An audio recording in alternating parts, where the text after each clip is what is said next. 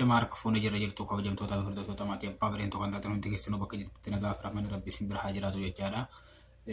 Har'aan tanaaf barumsa tokko qabadhanii si dhufee barumsa kana keessatti barumsi kun nama bilbila fayyadamu hunda yookiin social media yookiin Facebook fayyadamu hunda dirqama beekuu waan qabu.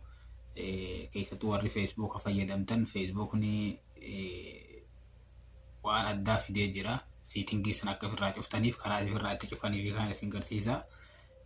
Video kana hanga dhumatti like gochuudhaan na bira tura.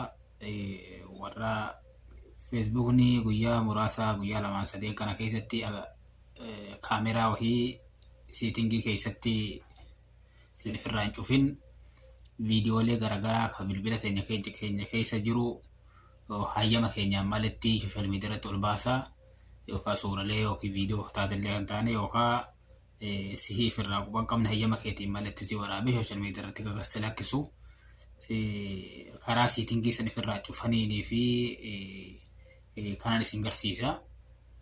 Haga dhuma viidiyoo jetti akkana waliin turtan abdiin isin irraa qaba. Kallattiimaan gara barumsa haa deemnu. Facebook bira dhayna kallattiimaan irratti gadhoofna. Achi booda settingii mataa gubbaadhaa profaayila keenya jala irratti tuyna. Achi booda settingii inni kun akka kanatti jira. Ol harkifnee booda settingii jettan irratti dhoofna. Akkanatti nuuf fida. Ammallee deebinee settingii irratti tuyna.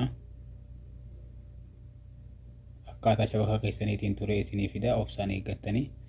Akkanatti ol harkiftanii booda kaameraa jettu tana irratti gadhooftanii haala kanaan isinii dhufti bootaan tuni kun babbanaadha. Settingiin kun lamaan banaadha. Isa kana ifirraa cuftan.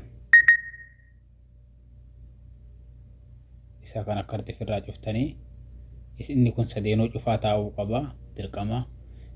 Toomaa jechaadha. Warreen hagamman tanatti maatiinaaf hin ta'in akka maatiinaaf taatan abdiin isin irraa qaba. Aga viidiyoo biraatii walitti yeroo gaarii qabaadha.